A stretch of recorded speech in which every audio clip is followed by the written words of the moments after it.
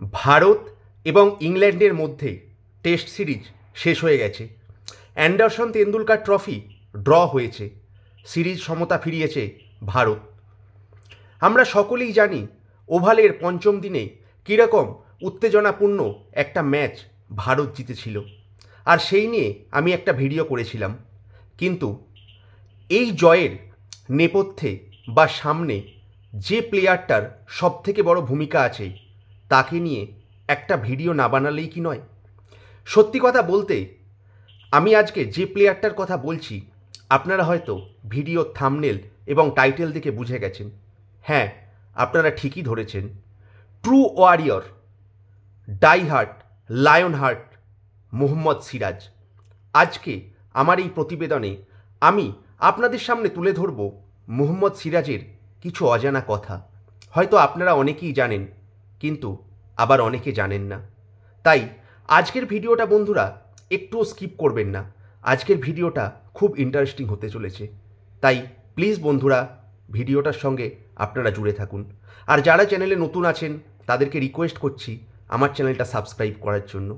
Video ভালো লাগলে অবশ্যই একটা লাইক করে দেবেন। তো আর বেশি কথা বাড়াচ্ছি না, আমি শুরু করছি আজকের ভিডিওর মূল টপিক। মোহাম্মদ সিরাজ, ডিএসপি সিরাজ, লায়নহার্টের সিরাজ। যতই বিশেষণ প্রয়োগ করব যেন সেই বিশেষণ কম হয়ে যাবে মোহাম্মদ সিরাজের জন্য। একটা প্লেয়ার 5 ম্যাচের টেস্ট সিরিজে 5টা ম্যাচই খেলল। একটা টেস্ট ম্যাচের ধকল যে কতটা সেটা হয়তো যারা টেস্ট ম্যাচ খেলে সেই প্লেয়াররাই বলতে পারে, বিশেষ করে বোলাররা। কারণ একটা দিনে এমন দিন আসে যখন আপনাকে 18 থেকে 20 ওভার পর্যন্ত বল করতে হয়। ফাস্ট বোলিং কতটা স্ট্রেংথের প্রয়োজন হয় ফাস্ট বোলাররাই হয়তো জানে। আর এই মোহাম্মদ সিরাজ 5টা ম্যাচই কিন্তু খেলেছে। আর কত ওভার বল করেছে জানেন? 185 ওভার প্লাস, অর্থাৎ প্রায় 1113টা বল করেছে। 1113 ইন 7 উইকস। হ্যাঁ বন্ধুরা, আপনারা ঠিকই শুনছেন, এতগুলো বলই করেছে মোহাম্মদ সিরাজ।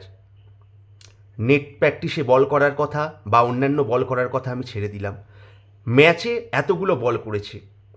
একবার ভাবুন, একটা প্লেয়ার এতগুলো বল করছে within 7 weeks in 5 test match, যেখানে পরবর্তী যে বেস্ট সবথেকে বেশি ফাস্ট বল করেছে ভারতের হয়ে 900টা পর্যন্ত বল করেনি।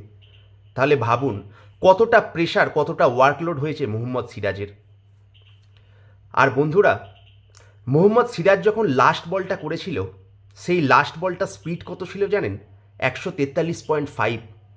মানে বুঝুন, 185 ওভার বল করার পরেও যখন 1113তম বলটা করছে তখনও কিন্তু স্পিডের কোনো কমতি ছিল না। আর সেই বলটার সৌজন্যেই গাস আটকিনসনের অফ স্টাম্পটা উড়ে যায়, আর সঙ্গে সঙ্গে ভারত জিতে যায় 5ম টেস্ট ম্যাচটা এবং সিরিজ হয় 2-2। এই কথা আপনারা সকলেই জানেন। আমি একটু অন্যরকম আজকের ভিডিওটা করতে চাই। ভিডিওটা মোহাম্মদ সিরাজের নামে। আপনারা হয়তো সকলেই জানেন মোহাম্মদ সিরাজ টেস্ট খেলা শুরু করেছিল বর্ডার গাভাস্কার ট্রফিতে, বর্ডারের দেশে অর্থাৎ অস্ট্রেলিয়া। সালটা মনে করুন 2020 সাল। তখন আমরা সকলেই জানি কীরকম প্যান্ডামিক, করোনা কতটা ভয়াবহ আকার নিয়েছিল, তাই তখন কোয়ারেন্টাইন ব্যবস্থা ছিল। আর অস্ট্রেলিয়া সফরে গিয়েছিল মোহাম্মদ সিরাজ।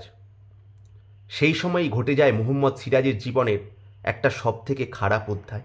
কারণ মোহাম্মদ সিরাজ অত্যন্ত গরিব পরিবারের ছেলে, আর সবথেকে বেশি ভালোবাসত তার আব্বুজানকে, অর্থাৎ তার পিতাকে। তার পিতা ছিল সামান্য একজন অটো চালক, কিন্তু স্বপ্ন ছিল দু চোখ ভরে যে তার ছেলে মোহাম্মদ সিরাজ যেন একদিন অন্তত ভারতের হয়ে ক্রিকেট খেলে। আর সেই স্বপ্ন পূরণ হয়েছিল সেই বর্ডার গাভাস্কার ট্রফি সিরিজে 2020 সালে। কিন্তু দুর্ভাগ্য, সেই ট্রফিতেই ডেবিউ ম্যাচ আর দেখা হয়নি মোহাম্মদ সিরাজের পিতার। মোহাম্মদ সিরাজের পিতা মারা যায়। কিন্তু দুর্ভাগ্য দেখুন, সেই সময় কোয়ারেন্টাইন ব্যবস্থা থাকার জন্য মোহাম্মদ সিরাজ কিন্তু ফিরে আসতে পারেনি দেশে পিতার শেষ কাজ করার জন্য। আসলে মোহাম্মদ সিরাজের পিতাও যেন বলেছিল যে বেটা, আমি চাই তুমি ভারতবাসীর জন্য সেবা করো, আমি শুধু তোমার পিতা, কিন্তু সারা ভারতবর্ষের আজকে দরকার তোমাকে। পিতার স্বপ্ন পূরণ করার জন্য মোহাম্মদ সিরাজ ফিরে আসেনি। মোহাম্মদ সিরাজ খেলেছিল অস্ট্রেলিয়া সফর। আমরা হয়তো টিভিতে দেখেছিলাম সেই ম্যাচে মোহাম্মদ সিরাজ বল করতে করতেও কেঁদে ফেলেছিল, মনে পড়ছিল আব্বুজানের কথা। আর সেই সিরিজে অসাধারণ বল করেছিল, 13টা উইকেট নিয়েছিল, একটা ফাইভারও ছিল। আর অস্ট্রেলিয়া সফর থেকে সোজা ফিরে এসে মোহাম্মদ সিরাজ কোথায় গিয়েছিল জানেন? পিতার কব্রস্থানে। প্রথম গিয়ে সেখানে ফুল দিয়ে পিতাকে শেষবারের জন্য তো সচক্ষে দেখতে পায়নি, কিন্তু মনের কথা জানিয়েছিল। হয়তো বলেছিল, আব্বুজান, তোমার যে ইচ্ছা ছিল সেটা আমি পূরণ করেছি। আর হয়তো তার পিতাও হয়তো ওপর থেকে আশীর্বাদ করেছিল মোহাম্মদ সিরাজকে। আর আজকে দেখুন সেই মোহাম্মদ সিরাজ কোথায় পৌঁছে গেছে। একটা সময় মোহাম্মদ সিরাজের যে জীবন কাহিনী কি বলবো, কতটা দুঃখের। একটা সময় হোটেলে কাজ করেছিল মোহাম্মদ সিরাজ, রুমালি রুটি বেলতো, হয়তো হাত পুড়ে গিয়েছিল অনেকবার। পিতা ছিল অটো চালক, ক্রিকেটের সরঞ্জাম কেনার পয়সা ছিল না, কিন্তু তার যে দৃঢ় প্রতিজ্ঞ এবং ভারতের হয়ে খেলার যে ইচ্ছা, পিতার যে সম্বল, তার দরুনই হয়তো মোহাম্মদ সিরাজ এতটা গরিব পরিবারের হয়েও ফিরে আসতে পেরেছিল, ডেবিউ করেছিল ইন্ডিয়ার হয়ে। তারপরে ডাক পায় আইপিএলে ডাক পাওয়ার সময় মোহাম্মদ সিরাজের একটা ইন্টারভিউ খুব ফেমাস হয়েছিল।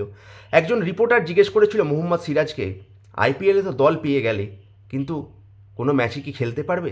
তখন মোহাম্মদ সিরাজ বলেছিল, দেখো 14টা ম্যাচ আছে, যদি একটা ম্যাচেও আমি সুযোগ পাই, সেই ম্যাচেই দেখিয়ে দেবো যে মোহাম্মদ সিরাজ কি মোহাম্মদ সিরাজ। আজকে দেখুন সেই মোহাম্মদ সিরাজ কোথায়। ভারতবর্ষর এত কোটি ভারতবাসীর মনে আনন্দ দিয়েছে এই মোহাম্মদ সিরাজ। এটাই তো ক্রিকেটই উত্থান। পিতার স্বপ্ন হয়তো এইভাবেই পূরণ করেছিল মোহাম্মদ সিরাজ। আর একটা কথা বলুন তো, মোহাম্মদ সিরাজ কোথা থেকে এত স্ট্রেংথ পায়, কোথা থেকে এত শক্তি পায় যে এতগুলো ওভার বল করে? তার কি শরীরে কষ্ট হয় না? মুখে তো স্বীকার করে না। মোহাম্মদ সিরাজ কি বলেছে জানেন? এখন তো ইন্ডিয়ার হয়ে খেলি, আমি খুব ভালো কোয়ালিটির জুতো পরি, ভালো বডি, জিম করি, ভালো ডায়েট করি। একটা সময় যখন আমি চপ্পল পরে বল করতাম, তখন এর থেকেও বেশি বল করতাম। তাহলে এখন কিসের ওয়ার্কলোড? এখন তো আমি অনেক আরামদায়ক জীবনযাপন করছি। তাই আমি ক্লান্ত হই না। আমি লড়তে থাকি ভারতবর্ষের জন্য। আমি লড়তে থাকি কোনো দর্শককে দেখাবার জন্য নয়, তার জন্য। আর সে হচ্ছে আর কেউ নয়, মোহাম্মদ সিরাজের আব্বুজান। আজকের একটা ঘটনাই তখন বলি আপনাদের। যখন ইন্ডিয়ার মাত্র 7 রান বাকি ছিল, ইংল্যান্ডের দরকার 7 রান, তখন যখন ইন্ডিয়ান প্লেয়াররা কিছুটা থতমত হয়ে যাচ্ছে, আকাশদীপ একটা ক্যাচ মিস করলো, কেএল রাহুল ক্যাচ মিস করলো, তখন জাড্ডু ভাই জাদেজা মোহাম্মদ সিরাজকে ডাকে এবং মোহাম্মদ সিরাজকে বলে, বন্ধু, মনে করো সেই পিতার কথা, মনে করো তোমার আব্বুজানের কথা, যার স্বপ্ন ছিল তুমি ভারতবর্ষকে জেতাবে। এটাই তোমার সেরা সুযোগ, দেখিয়ে দাও মোহাম্মদ সিরাজ। আর হয়তো এই ছোট্ট একটা কথাই উজ্জীবিত করে দেয় মোহাম্মদ সিরাজকে। মোহাম্মদ সিরাজ বল করতে আসে, গাস আটকিনসনের উইকেটটা উড়িয়ে দিয়ে প্রায় হারা ম্যাচ ভারতকে 6 রানে জিতিয়ে দেয় মোহাম্মদ সিরাজ। এটাই হচ্ছে Mohammed Siraj. Hats off to Ravindra Jadeja. আসলে আমাদের জীবনেও এরকম কখনো কখনো ইনফ্লুয়েন্সার দরকার পড়ে, যেটা জাদেজা হয়তো মোহাম্মদ সিরাজকে করেছিল। আর মোহাম্মদ সিরাজও পোস্ট ম্যাচ ইন্টারভিউয়ে বলেছিল, আমি বিলিভ করি আমি ভারতকে জেতাতে পারবো। সেই দিন সকালবেলা ঘুম থেকে উঠে মোহাম্মদ সিরাজ, আপনারা সকলেই জানেন, ইন্টারভিউ দেখেছেন, যে হঠাৎই গুগল থেকে একটা ওয়ালপেপার কালেক্ট করে, সেটাই লেখা ছিল believe, he believes in himself. সেটা সঙ্গে সঙ্গে ওয়ালপেপার করে ডাউনলোড করে, আর মনে মনে আশা ছিল যে আমি জিতিয়ে দেবো ভারতকে। আর দেখুন অবশ্যম্ভাবী রেজাল্ট, জেতালো ভারতকে। আর মানুষের জীবনচক্রটা যে গোল, সেটাও হয়তো প্রমাণ করে দেয়। মনে পড়ে লর্ডসের 3rd test match, Mohammad Siraj দরকার 22 রান, জাদেজা একদিকে অসাধারণ ব্যাট করছে, মোহাম্মদ সিরাজ শোয়েব বশিরের বল মিডিল করলো, কিন্তু বলটা উইকেটে লেগে যায়, আউট হয়ে যায় মোহাম্মদ সিরাজ। সেদিন হয়তো ভাগ্যদেবী ফিরিয়ে দিয়েছিল মোহাম্মদ সিরাজকে, কিন্তু একবার ফিরিয়ে দেয়, বারবার নয়। সিরিজের শেষটাও হলো দেখুন সেই মোহাম্মদ সিরাজের হাতে। আউট করে দিল ইংল্যান্ডের শেষ ব্যাটসম্যানকে। এইভাবেই হয়তো লাইফ সার্কেলটা কমপ্লিট হয়। তোমাকে মনে রাখে তুমি কিভাবে ফিনিশ করো। তাই বন্ধুরা, কিভাবে শুরু করলে that doesn't matter, how you finish that will matter. তাই বন্ধুরা, তুমি যেভাবেই শুরু করো, আজ যে পরিস্থিতিতেই আছো, লক্ষ্য রাখো যেন তুমি শেষটা ভালোভাবে করতে পারো। তাহলে তোমাকে সবাই মনে রাখবে এক সফল কাহিনীর নায়ক হিসাবে, কোনো ট্র্যাজিক হিরো হিসাবে নয়। অসাধারণ মোহাম্মদ সিরাজ। যতই বলবো যেন এই মোহাম্মদ সিরাজের নামে কম কথা বলা হবে। দেশে ফিরেছে আজ মোহাম্মদ সিরাজ, নায়কের মর্যাদা পাচ্ছে মোহাম্মদ সিরাজ। আর যেটা সত্যি দরকার ছিল, কারণ একজন আনলাকিয়েস্ট প্লেয়ার ছিল মোহাম্মদ সিরাজ। 2023 সালের ওয়ার্ল্ড কাপ জিততে পারেনি। টি-20 ওয়ার্ল্ড কাপে জিতলেও প্লেয়িং 11-এ ছিল না। আর 2025-এ যখন চ্যাম্পিয়ন্স ট্রফি জেতে, সেই চ্যাম্পিয়ন্স ট্রফির 15 ম্যান স্কোয়াডে সিলেক্ট হয়নি মোহাম্মদ সিরাজ। দুঃখে ভেঙে পড়েছিল, কিন্তু সিরিজে যাওয়ার আগে মায়ের কাছ থেকে আশীর্বাদ চেয়ে নিয়েছিল, মা আশীর্বাদ করো যেন এই অ্যান্ডারসন তেন্ডুলকার ট্রফিতে আমি ভালো কিছু করতে পারি, যেন ভারত মাতাকে আমি জিতিয়ে দিতে পারি। তাই একজন মায়ের আশীর্বাদ আর ওপর থেকে আব্বুজান পিতার আশীর্বাদ বিফলে যায়নি। সফল হয়েছে ছেলে, সফল হয়েছে সমস্ত ভারতবাসী। তার দরুন আজ আমাদের মতো ক্রিকেটপ্রেমী মানুষরা আনন্দে উৎফুল্লে মেতে উঠেছে, হারিয়ে দিয়েছে ইংল্যান্ডকে। এই সিরিজ সমতা, এই সিরিজ ড্র কোনো অংশে জয়ের থেকে কম নয়। তাই সত্যি মোহাম্মদ সিরাজ, ধন্য তুমি। তুমি একজন গর্বিত পুত্র। তোমার জন্য তোমার পিতা, তোমার মাতা গর্বিত, সমস্ত ভারতবাসী গর্বিত। মোহাম্মদ সিরাজ নামটা মনে রেখো। এই তো সবে শুরু, এবার অনেক পথ চলা বাকি। একজন ট্রু ওয়ারিয়র। তার বিখ্যাত যে ডায়লগ ছিল, হি বিলিভস ইন জাসি ভাই, কতটা সম্মান করে জাসপ্রীত বুমরাকে দেখিয়ে দিয়েছিল মোহাম্মদ সিরাজ। কিন্তু এই যে তার উক্তিটা, এবার কিন্তু বদলানোর সময় এসে গেছে। Mohammad Siraj believe in himself. Definitely Jasprit Bumrah থাকছে, সঙ্গে থাকছে মোহাম্মদ সিরাজ। তাই ভারতের উজ্জ্বল ভবিষ্যৎ বোলিং লাইন আপে। এই বোলিং লাইন আপ নিয়ে কিন্তু ভারত কিন্তু এগিয়ে যাবে, আমরা সেই আশীর্বাদই করি।